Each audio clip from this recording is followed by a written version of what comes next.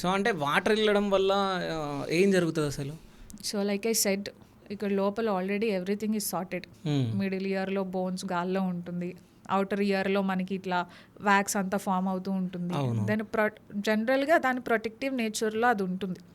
Okay, so చాలా మందికి head bath చేసేటప్పుడు కానీ చాలా మందికి క్వశ్చన్స్ ఉంటాయి. ఇప్పుడు చెవిలో వాటర్ వెళ్ళిపోతుంది, like I want to really highlight this.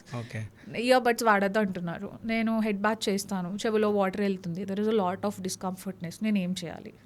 See, if you are a person or somebody who regularly goes for head baths, మునుగుతారు కదా నీటిలో, అట్లా చేస్తాను, లేదా స్విమ్మింగ్కి వెళ్తాను, లేదా స్కూబా డైవింగ్కి వెళ్తాను.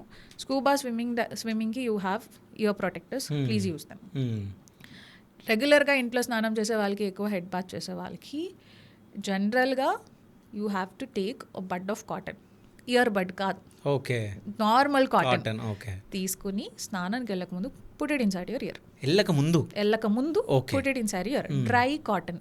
ఓకే, మీ చెవి ఫుల్గా పెట్టండి, go for bath. Okay, water ఎంత వచ్చినా ఒకవేళ అది ఇన్ జనరల్గా చెవిలోకి వెళ్ళదు, ఓకే, వెళ్ళేది ఉంటే అది మొత్తం కాటన్ పీల్ చేసుకుంటుంది. Okay, come out, take that cotton.